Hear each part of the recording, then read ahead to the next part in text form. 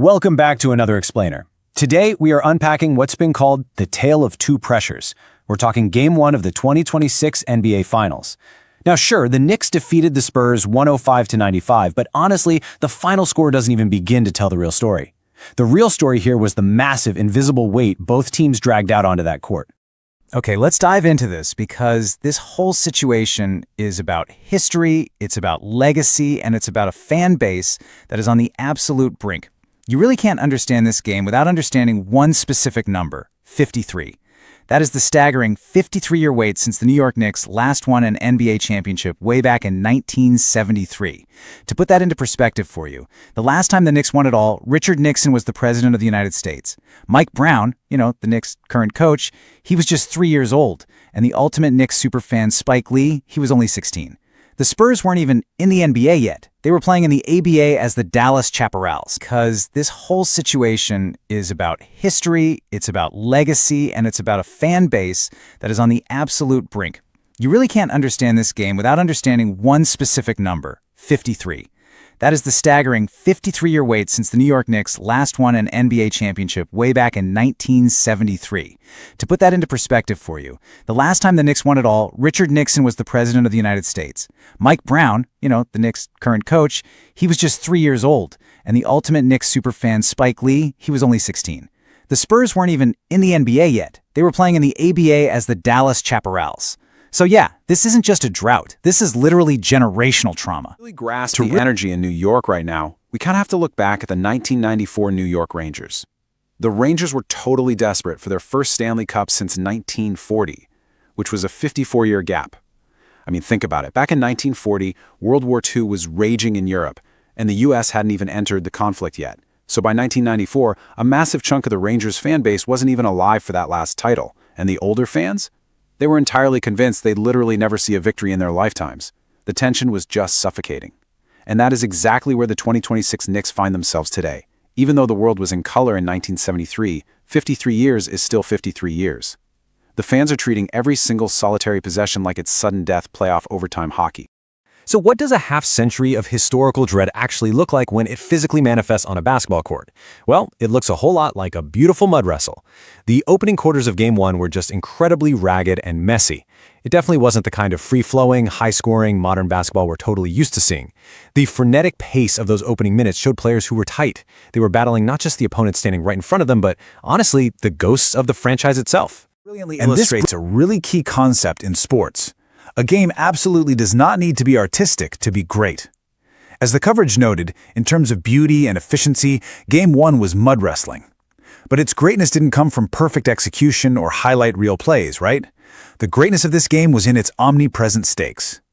The messiness was a direct byproduct of the maximum effort exerted by both teams under just massive, crushing pressure. These players were inheriting special, monumental pressures, and you could see it in every single loose ball and contested shot. Now, what's really interesting about this perfectly the data reflects that immense pressure we were just talking about. Just look at these shooting numbers. The suffocating weight of the moment literally dragged down the efficiency of both teams. The Knicks shot a really poor 31% from beyond the arc, and the Spurs, they were even worse at 26%.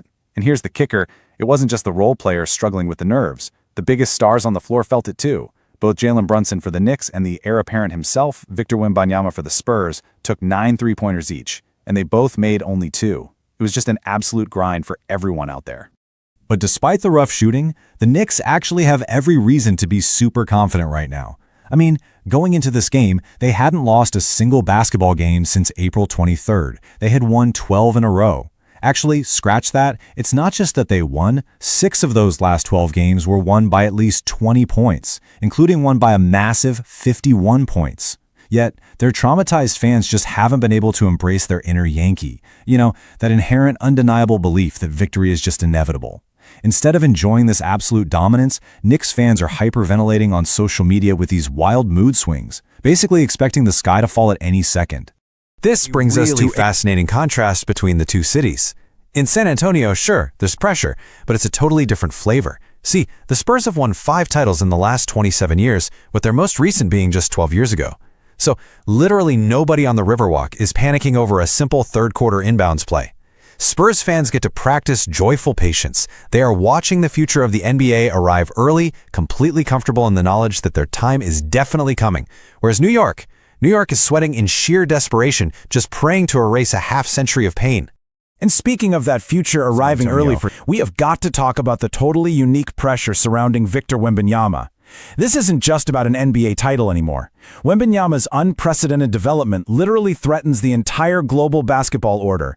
The whole basketball world realizes that every single moment he improves, it lessens the grip America has had on international competition for nearly a century. Just think about this for a second. Looking ahead to the 2028 Los Angeles Olympics, Wembanyama is practically guaranteeing something we have never seen: Team USA potentially entering the Olympics as an underdog. I mean, no way, right? But that is the kind of historic gravity this guy carries onto the floor. Yet, in his finals debut, the phenomenon actually looked, well, entirely human. He's been described as a baby giraffe of a man who's expected to do something completely unprecedented every single time he touches the ball. But the Knicks defended him admirably. They really did. Specifically, Karl-Anthony Towns, who just muscled him and made him super uncomfortable all night long. They held Wembanyama to 6 turnovers and just 6 for 21 shooting from the field. Was he defensively alive? Oh, for sure. But in this game, he was never really transcendent.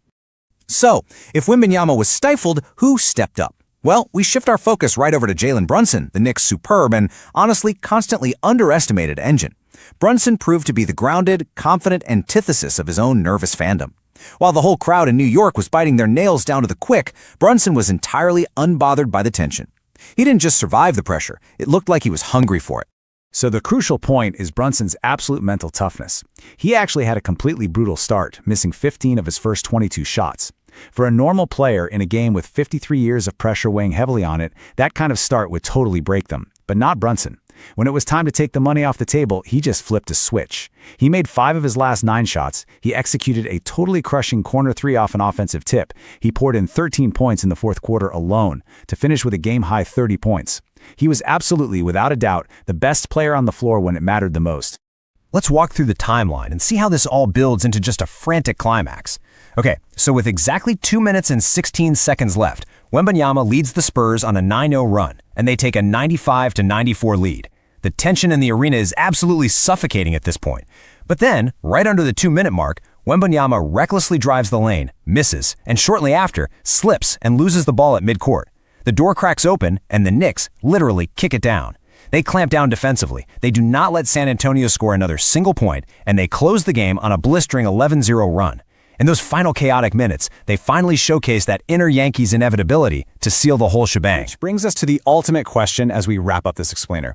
The Knicks showed they can erase deficits, respond to massive challenges, and play like the best basketball team in the world, even when it's a ragged mud wrestle. It's only game 1, sure, but they took a massive step. So, I leave you with this. After 53 years of pure dread, chests tight, expecting the absolute worst to happen on every single possession, is it finally okay for Knicks fans to sit back and actually think like winners? Is this gritty, hard-fought victory the true beginning of the end of the wait? Keep that in mind as you watch the rest of this historic series. Thanks so much for learning with me today, and we'll catch you in the next explainer.